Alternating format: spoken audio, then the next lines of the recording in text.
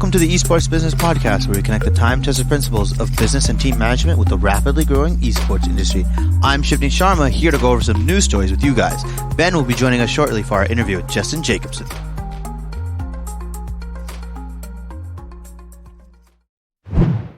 Blizzard had tremendous plans for Overwatch and the Overwatch League coming into 2020. After a series of incidents, including a global pandemic, questions about the future of their latest title are stirring. Numerous players and talent have left the Overwatch League, and the current state of competitive play is toxic. Overwatch's competitive side is plagued with issues that would put most games in hospice.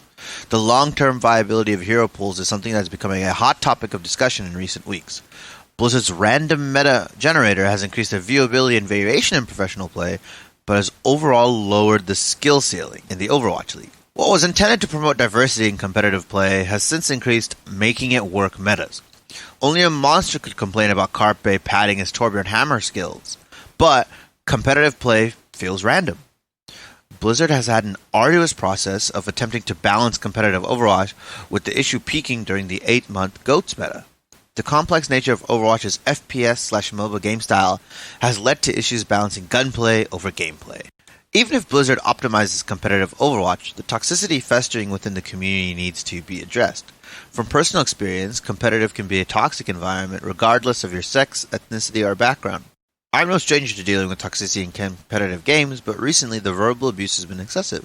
The day after leaving a game with a toxic Widowmaker main who wouldn't stop shouting the N-word, professional player Steven Kodak Rosenberger tweeted about his experience with racism in Overwatch. Overwatch 2 is a chance for Blizzard to do a complete overhaul of the game as it stands. The likelihood of this happening is slim, considering that they wish to maintain competitive integrity across Overwatch and Overwatch 2. Unfortunately, the attitude of the community is something that can't be changed overnight. Blizzard addressing the issue would be a step in the right direction, though. Blizzard's passive and impartial stand on a few glaring issues around the game is worrying some. Great story by Malik Shelp from SquadState.com. I definitely have my own opinions on Overwatch, and I think the way Blizzard has handled its previous competitive game, right, HOTS, it isn't necessarily indicative of how they're going to treat Overwatch, but they're definitely not experts, right? They're definitely not a company like Riot Games who could nurture a very competitive scene for a game, right?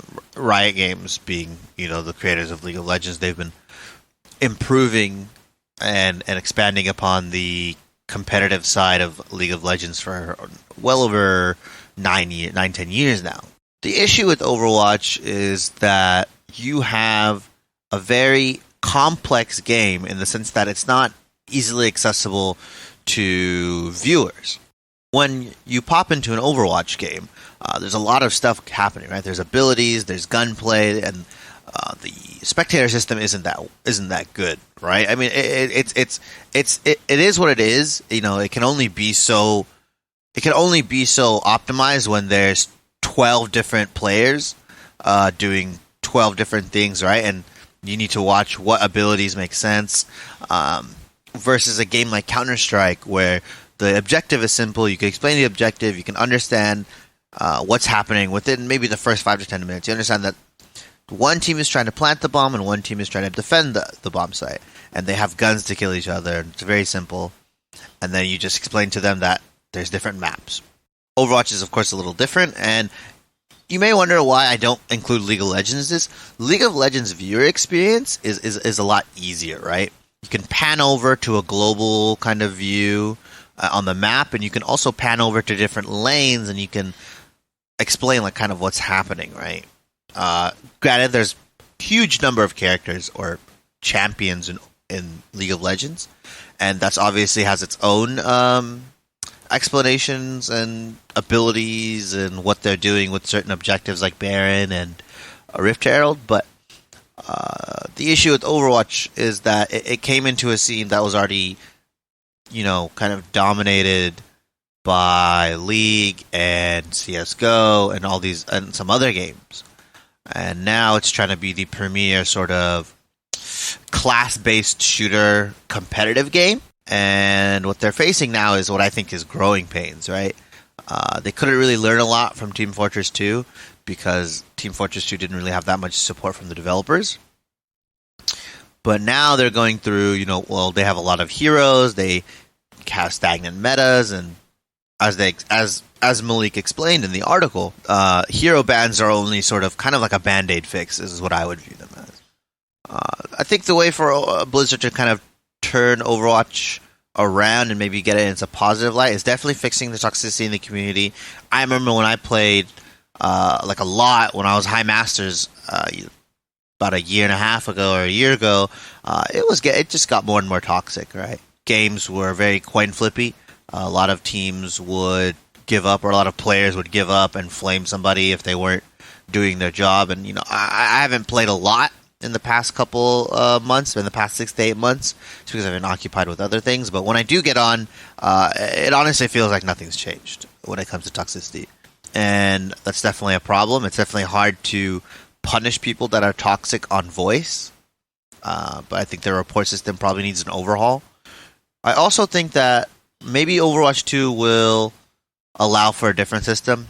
A hero ban system sounds a lot better than the hero rotation ban system, where instead of random bans, each side gets like 2 bans, right? They can experiment with 2 bans, maybe bump it up to 3, and that way you can see what players in both competitive Overwatch and the ladder or casual Overwatch or the ladder think are OP, right? And there's a lot of different fixes. I personally, I'd love to see Overwatch thrive as a game. I think it's interesting to see a class-based shooter do so well, and it kind of holds a close place to my heart. And I hope Blizzard will figure it out. In a story from Jinx.tv, when you think of mobile gaming, your mind might not immediately think of the potential to play competitively, but mobile esports is a reality. More and more gamers are playing games like PUBG Mobile, Arena of Valor, and Clash of Clans on their smartphones and tablets, and earning big money doing it. If you're still not convinced, then take a look at last year's PUBG Mobile Club Open Fall Split Global Finals. Featuring competitors from over 20 countries and a prize pool of $476,000, the event attracted huge crowds in Kuala Lumpur, Malaysia. Their plans for this year are even bigger, and the growth of the game on mobile shows no signs of stopping. And no discussion about the best mobile esports games in 2020 could be complete without a mention of Riot's new mobile-only MOBA, League of Legends Wild Rift. Riot are, of course, the masters of all things esports, and their plans for the next installment in League of Legends could prove to be a game-changer for many not yet gaming on their mobile devices. So some of the top mobile games, or competitive mobile games that Jinx.tv lists are Fortnite, PUBG Mobile, Call of Duty Mobile, Clash Royale, and League of Legends Wild Rift. The interesting thing about mobile games is that I feel like a lot of people like to view mobile games as watered-down versions of games they're already playing, right? PUBG Mobile is just a watered-down version of PUBG PC. Fortnite Mobile is just a watered-down version, right? And by watered-down, we don't mean it's a rip-off or anything, in my mind. I mean watered-down in the sense that it's, the graphics are less intense, the gameplay is less smooth, everything about it. But what a lot of people don't realize is that mobile gaming's ease of accessibility is its biggest draw. Not everybody owns a gaming PC. Not everybody owns a gaming laptop. And even those that do own a laptop and PC, most of them aren't even tailored to high-end graphics. A lot of these games that require, minimum system requirements aren't even allowed to run properly. The thing with mobile games is that they're, for the most part, optimized for most devices, right?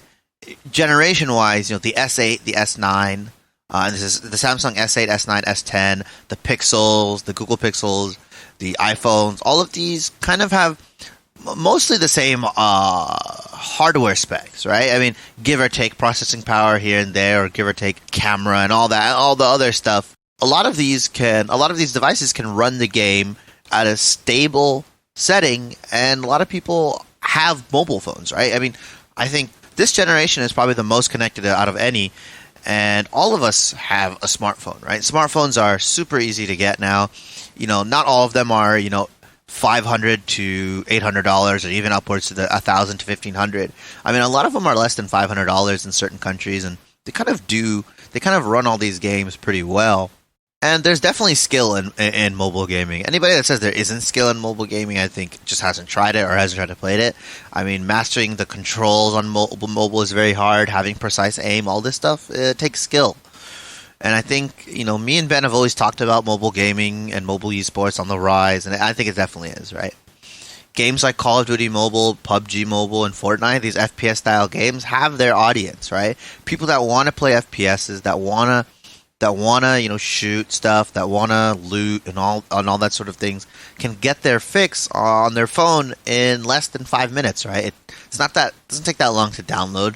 Finding a game doesn't take that long, so I think that's one of the major draws of mobile gaming. MOBAs like League of Legends, Wild Rift, and other games that aren't necessarily FPS games definitely have their draw as well, right? If you're out and about, or maybe you're on lunch, or you're not exactly at your computer all the time, you can just pop into a game of Wild Rift. They definitely take a lot less in terms of scaling, and I believe Wild Rift is essentially a sped up version of League of Legends.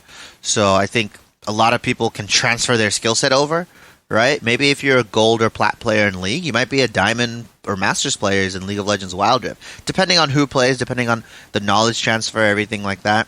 Obviously, the controls are going to take some time getting used to, but it's familiar, right? That's the good thing with League of Legends Wild Rift. If you're already a League of Legends player, then it's familiar. If you don't play League of Legends, then it's pretty easy to get into because it's a fast-paced version of League of Legends. And as we all know, League of Legends is definitely not to say it in a mean way, but it's an easier, maybe dumbed down version of Dota 2 and Han and all these other games that were before it that were MOBAs, right? So I think overall mobile gaming is definitely something to look out for. I will definitely be following a lot more mobile esports as more and more teams pick up players and things like that. Esports Business Podcast is brought to you by Vite Ramen. Vite Ramen is the world's first nutritionally complete, high-protein, instant ramen with 27 vitamins and minerals. The company was started by twins with a clinical nutrition degree and Michelin star restaurant experience. One packet has as much protein as a 4-ounce ribeye steak and 7 times as much heart-healthy fiber as a regular ramen. Try Vite Ramen today at viteramen.com. That's VITE ramen.com. Today, it is our pleasure to be joined by Justin Jacobson from the Jacobson Law Firm, Worldwide Just. What's good, man? Not much, It's a beautiful Saturday over here in New York City. How you guys doing? We're doing all right. New York City. It's an interesting place to be right now. Are you and yours doing all right? We're posted up in Jersey City across the water, staring out at, what's really going on, but it's the mecca of the world for a reason. Yeah, that is true. Let's talk some esports. Let's talk some law. Give us the history of how you got here today, what you're doing, some background on yourself. So I'm an entertainment and esports attorney, and I've worked in the entertainment and music and sports space for about a decade. And in the last 4 years, I've really shifted into esports and professional gaming, working both with pro players, streamers, as well as teams. We've also been doing some work with some gaming brands like, peripherals that are involved in the space. And, I really handle a lot of contracts and trademark work, licensing deals, sponsorship deals, and help the players with their visas and tax stuff and everything really related to their business because, as you start making more money and, even as Forbes mentioned this year, kids are making millions of dollars doing this, and you have to do it right. So, there's a lot of different avenues for attorneys, and like you said, you mentioned entertainment. What sparked your interest in getting into esports? Were you an avid gamer when you were younger? Were you a competitive gamer, like in law school, like before your bar? Did you just kind of like look at the space and said, this space needs an attorney, needs attorneys for these young guys that are 18 to 21 that are having like $100,000 contracts? Well, yeah, I've always been a gamer. I've, started with Nintendo and had Sega Genesis and 64 and Xbox and PlayStation. And, I played 2K this morning. So I used to love StarCraft and StarCraft 2. Yeah. So it's always been part of my life. Close to my heart right now. So, So I've always been, involved in video games and computer games. And, I kind of grew up in the music and entertainment world. And I was just kind of flipping through the TV a couple years ago. And on TBS, I see like people playing Street Fighter for $250K. And it really just kind of blew my mind. So I kind of spent a little time, kind of as you had mentioned, exploring the scene and seeing kind of who's in it, what the landscape was, and really identified a need for someone like me, to come in to advise this age group who kind of comes from the more entertainment and sports and fashion driven world, where I'm working with the Warners and the Sonys and the Universals, where, this is the entertainment conglomerates that esports is, starting to become over the years, where like back when it was really just endemic brands, but now you see everyone, and, I see Warner and Universal partnering with different esports organizations to make content, and, you're really kind of see these worlds kind of bridging together. And I really thought that was going to happen. And, being a gamer and loving video games, it just seemed like a natural area for me to expand into. You mentioned earlier contracts, visas, taxes. Let's talk about landmines in each of those following areas. Be pretty rapid fire, but in any order that you want. Well, yeah, I mean, I think the biggest thing, and, something that's now even more impacted with, today's current events is, the visas and immigration. Like, you've seen examples of whole teams or players not being able to compete in a tournament, or, not making it to start for the Overwatch season because they didn't get a visa in time. Or, I'm talking to teams now where it's like our play, we have 2 players here, but 2 are overseas, and, they're practicing online, but, we want to get them together. And it's like, okay, well, this visa process takes, months. And then you have, what's going on with today where everything's just halted, and you might start missing dates, which, impacts how much money you make. So that's definitely a big thing that I see with, the visa world. And additionally, the government, the people that are actually approving these visas, don't really understand what's going on. And you have a lot of these leagues that are kind of only establishing, maybe 1 or 2 years. They're maybe more traditional tournament driven, but now they have a franchise mode.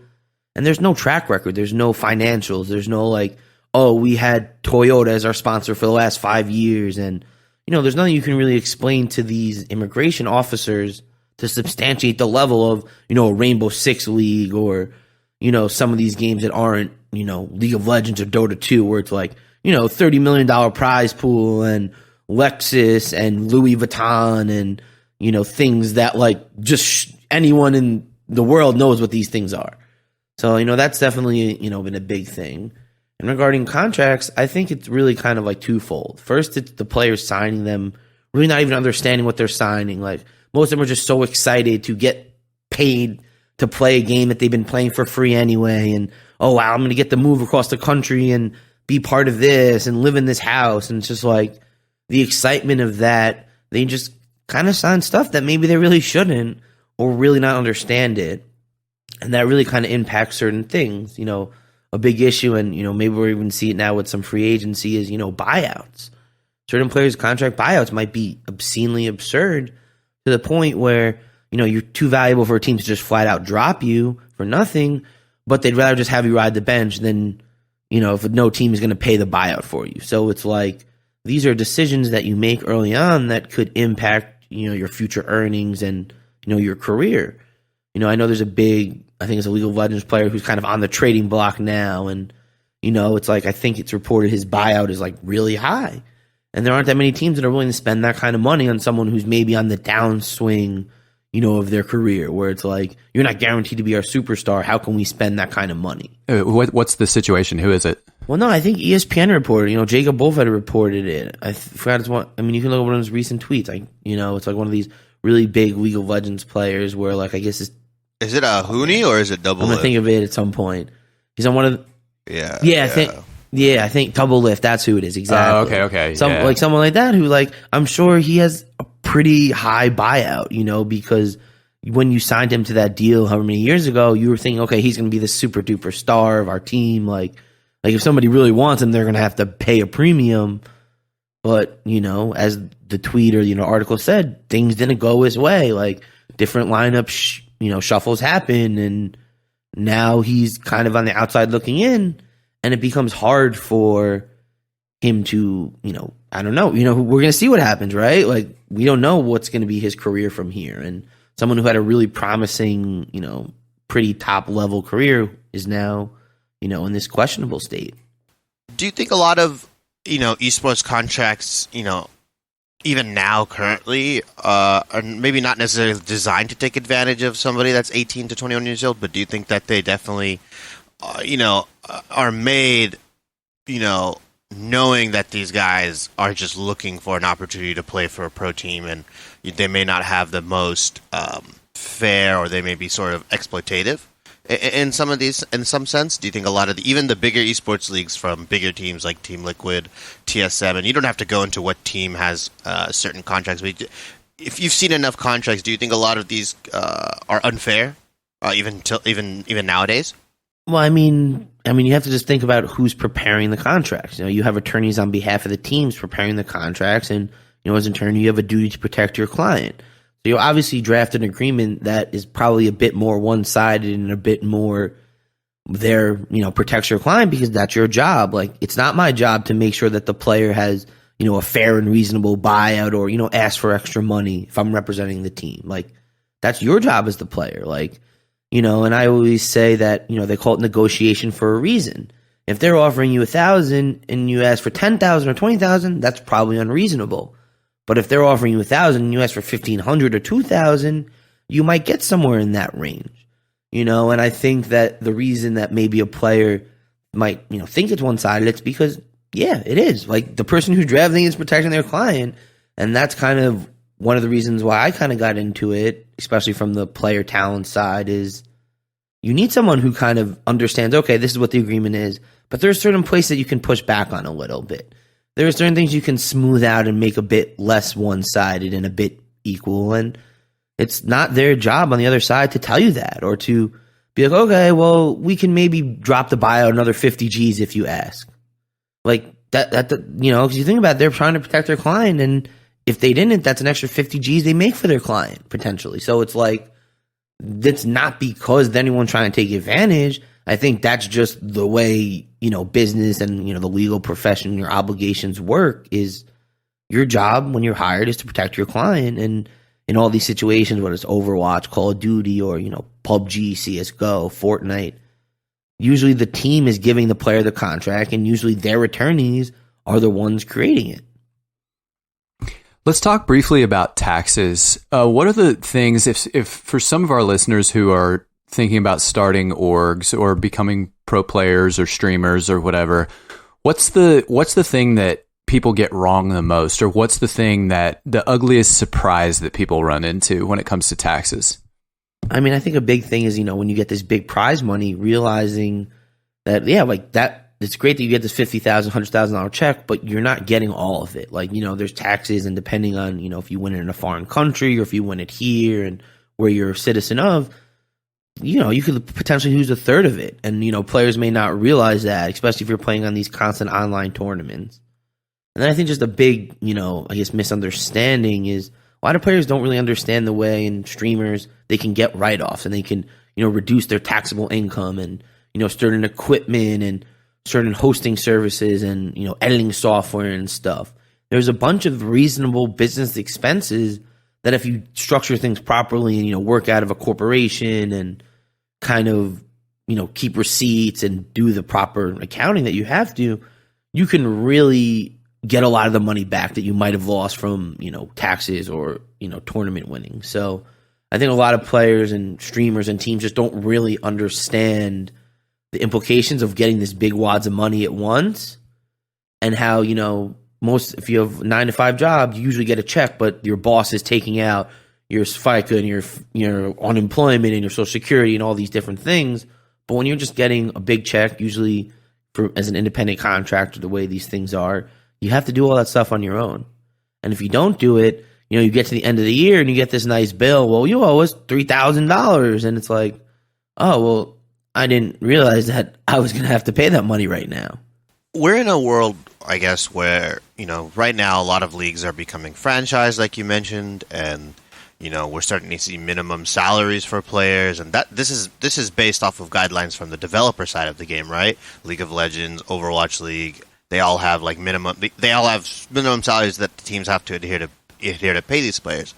Do you think a lot of esports law, even though esports has been around for maybe now 20 years almost, or a little bit, give or take, depending on who you ask, do you think a lot of esports law is still in its infancy? Do you think a lot of it is kind of we're still learning as we're going? It's not as fleshed out as something like NFL, NBA, of course, but where do you think esports law is? Like, how long, maybe if you could give like a timeline, how long do you think it is before it reaches a point where a lot of the nitty gritty stuff and the rookie mistakes stop happening in the sense of like, players having agents, players having attorneys like you guys reviewing contracts, and also teams adhering to, contractual guidelines and adhering to, the federal government and stuff like that? Like, where do you think it is based on what you've seen through experience?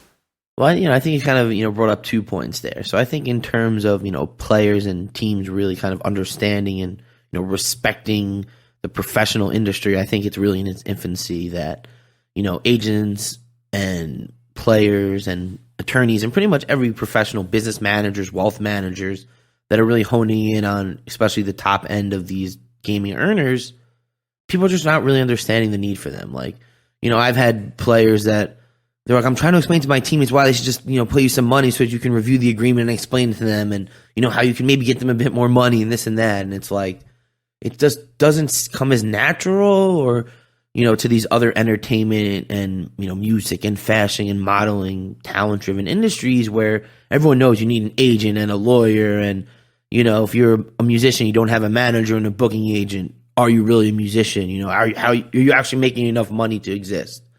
So it's like, I don't think that the gamers themselves are really understanding the need for this. But I also have seen, especially in the last year, 6 months, the Merrill Lynches and the Morgan Stanleys of the world getting involved in helping manage some of the top players' money. You have these people that are making $10 million a year.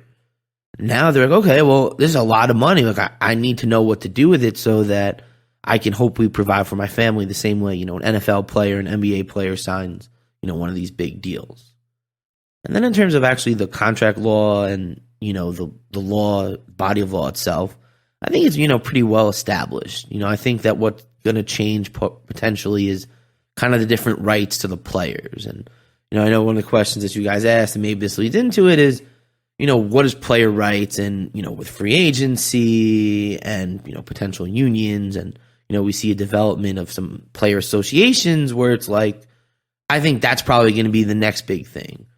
But, a big hurdle in this situation is that as opposed to traditional sports where there's only the players and the league, you have 3 parties. You have the league organizers, who are the developers. You have the teams that are signing the players.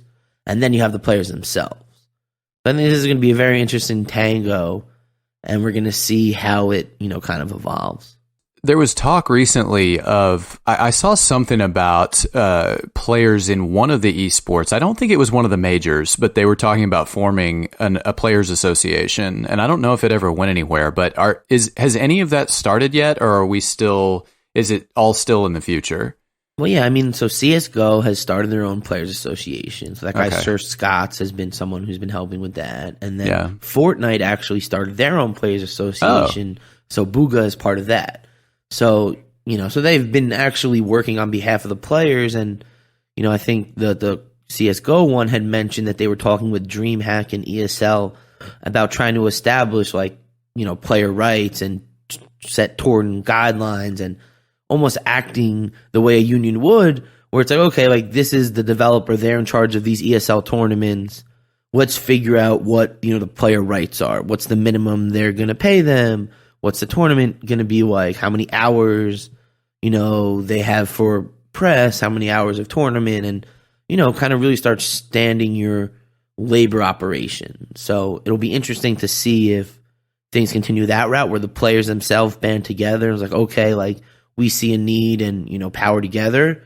And then you have the League of Legends model where Riot actually created a players association that's intended to act, independently and negotiate on behalf of the players. And they actually had some success where they were able to change some of the free agency rules that allowed for players that were dropped kind of at the deadline to be given a little extra time to find a team so that they're not ineligible for the upcoming season. So, that in itself is novel. Like, something like that never happened. It's like these leagues and tournament organizers established their rules, and it's like, that's the rules. But then you had a players association come in and say, okay, well, that's not actually going to be fair for everyone. It's going to hamper our members and it's going to hurt their earning capacity. So how can we, make this different? So they came up with, an exception that if, you're released within 48 hours of the trade deadline, you get an extra 2 days or 3 days to find a team. So, I think it's very interesting to see if that becomes the trend or if, this is just kind of like a blip on the radar. I want to talk about, and this is something that happened. We talked to other lawyers about it. You may have heard about this situation, and this was about a year ago now, and I still don't know how it's resolved, and maybe you know something that we don't. But do you know about do you know about the FaZe Tfue situation with the exploitative contracts? Do you know anything? Has anything actually been solved or resolved within that? Do you think that had any impact on, how certain streamers interact with the esports and gaming world? Do you dabble in streamer law at all, like in terms of how it works with Twitch and Mixer and all these other different platforms at all? Do you think anything came out of that? Yeah, I think that, the Tfue situation is very interesting. And, when it came out, I kind of was, asked about it by a bunch of different outlets. And, I looked through the complaint and, there was a very novel argument. And pretty much the crux of it was that FaZe was kind of acting as like a talent agent because they were their exclusive sponsorship agent. And, in the agreements I've done for teams, I made sure to harp on that you're not you're the non-exclusive talent agent. Like, to me, coming from that traditional entertainment world, I know that these exclusivity provisions start creating, employer-employment relationships and things that really kind of change what you intend. But I think it's interesting that after all the public back and forth, you had, released a contract and FaZe Banks coming out and, there's a little sparring in the media. We haven't heard anything in a while. And I think what really happened, and, obviously I don't know, but how a lot of these situations go is they probably came to an arrangement. They probably renegotiated the deal, figured out something that worked because they probably realized it was in everyone's best interest to resolve this than to, go to war and go to court and potentially have, a precedent in this case that could have widespread implications on the whole scene. And who knows what other agreements for teams are structured similarly and, what other questions will be brought up at that point.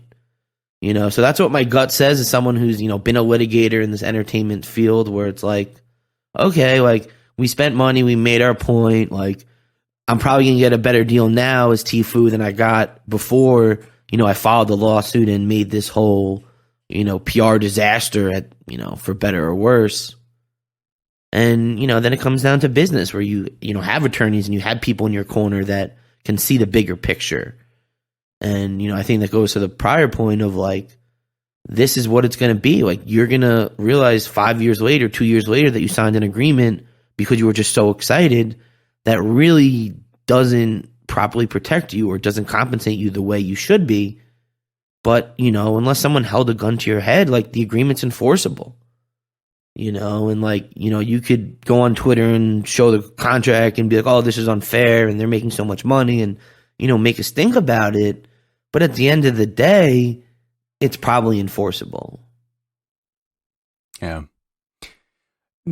There's, in terms of prognosticating a little bit, what is your favorite esport or game to follow right now? Dota 2's always kind of been the gold standard in terms of prize money. League of Legends is kind of the gold standard in terms of esports viewership. And then Fortnite obviously gets a ton of viewers as well. CSGO has hung in there for a long time as well. What esports have the biggest long-term potential at the moment? Well, yeah, I think that, League of Legends probably, if he was like, okay, what franchise league would you spend $20 million on? That would probably be the one that I would say. I think that it has the worldwide appeal. It, has a lot of unique characters, and it just has this folklore and the strategy that, I think really separates it apart. But my own personal and kind of goes back to what, I like in gaming is, I'm a really big fan of the NBA 2K League. So, the studio happened to have been, about 10 minutes from my apartment in the city. So I frequented it, fairly often during the first 2 seasons. And, I really kind of got working with some of the players and started familiarizing myself with the teams and the people at the league. And, I just really love the passion and the energy that you saw. Like, I don't know, there was a clip last season of like them getting into kind of like a little scuffle after the game that like emotions got so high that like they kind of like got into a shoving match. And it was like circulated by like Barstool and Bleacher Report. And, it was just like, how could you get that heated from, playing a video game? It's like, because, yeah, it gets you that heated when you're playing for money and you have people chirping at you and taunting you like, oh, you missed the shot. Like, oh, like, all these things that you see on the traditional playground game, they've kind of brought it to, NBA 2K into like the live stage experience. Right, exactly. I mean, how could people get chirpy playing basketball or football? Well, your livelihood's on the line. Yeah, it's not just a game anymore. You're getting disrespected as well. I mean, can you imagine an NFL player? Like, can you imagine saying certain things to that man? Saying that you're not ready or you're a young boy? Like, yeah, I think that's the issue, right? They don't equate it to a sports league. They equate it to video games. But, I mean, you see guys get heated. You see fights in the NBA and NFL all the time. Even hockey even allows it to some extent, which is, good or bad, depending on how you take it. So, you mentioned the 2K League. Do you think a lot of these sports leagues are sort of, I don't want to be mean here, but playing second fiddle or playing catch up to a lot of these other like RTS games and Counter-Strike FPS games and the fighting games? Do you think that they're just now kind of just like the Madden leagues and the NBA leagues? Do you think they're kind of catching up in the scene right now, or do you like where they're headed? Do you like what they're doing? I mean, you mentioned you visited the 2K studio a lot. Do you think that EA is not EA? Do you think that 2K Sports is handling it well with their esports division? I mean, I think that like you said, they're definitely not at the caliber of Dota 2 and CS:GO and Overwatch. But I think what's unique about 2K and just the sports section, sports simulation games in general is it's a lot more applicable for younger kids. So the high schools and colleges and youth programs, NBA and football and soccer and FIFA, like it kind of takes away some of the blood and gore that some of these shooting games have. So I think it potentially has a much more overall applicability where it's like, yeah, like the core of esports demographics, 21 to 35, like. Maybe that age group loves the gore and the blood and all that stuff that comes with it, but you have to have a way as, a brand and someone that's involved in the scene to get the younger kids, 10, 11, 12, the 15-year-olds that who are glued to games and screens their whole life. So I think that's what's, unique. And then also the 2K League this season partnered with Gen G to have like the Shanghai team. So one of their employees yesterday was speaking about how they're really looking at becoming like a force in Asia and, China and kind of becoming, because there's such a big basketball NBA presence out there, like how do we activate on the huge gaming culture and the huge NBA culture? And, I think it'll be interesting to see how, China and Asia and kind of the Far East get involved in the 2K League because, you add a couple 100,000 or 1 million people from there, and everything changes. Last question before we move to how our listeners can follow you and get in touch with you if they want to. In your professional career, what would you like your impact to be? What do you want your legacy to be? What do you think about in terms of what you're able to influence? What are you working on right now? What are you trying to push forward? Well, I would say that, I'm really big on kind of the educational side of, esports and trying to help, educate the upcoming kids, whether it's, helping with create high school, college, or even law school level classes, and really helping professionalize the professional side. Like, I noticed that there's really a need for proper training of people that want to get into esports, talent management, and working in tournament operators and learning how to, potentially be a brand or a marketer in this space. Because, as you guys know, it takes a totally different skill set to market and operate in, the gaming and esports space than maybe, music or movies or TV. You just have different things. The potential fan bases are hugely different. The way you interact with them are hugely different. And, I've definitely been talking with a bunch of universities and, potential textbook publishers about how do we get this body of knowledge to the next generation? How do we grow the profession that I've, kind of stepped into? Plug your stuff. How can our listeners get in touch with you if they are hoping for representation, if they have questions about the legal aspects of the profession, if they want to start an org, if their stream is starting to go to the next level, if they're looking to make the jump to the pros, how do they get in touch with you? How do they follow what you're doing? So, follow me on Twitter, Justin J ESQ. My DMs are open, so if you ever have any questions, definitely shoot me a message, and check out jacobsonfirm.com.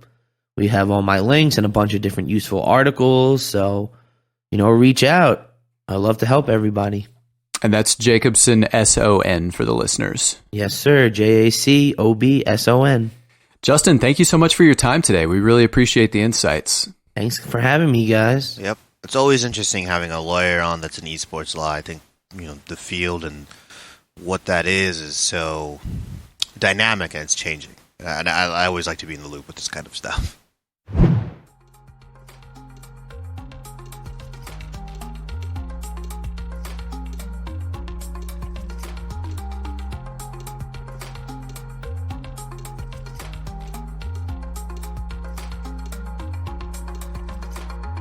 Make sure to check back every week for more episodes. If you have a moment to subscribe to the pod on iTunes and leave us a 5-star review or offer us some feedback, we'd greatly appreciate it. We'll also be reading reviews live on the show from this point forward. We love positivity, but we also want to make the show the best it can be. We've also put links to our Discord, Twitter, Facebook, and website in a shortened link in the show post. We appreciate you listening. Stay gold, everyone.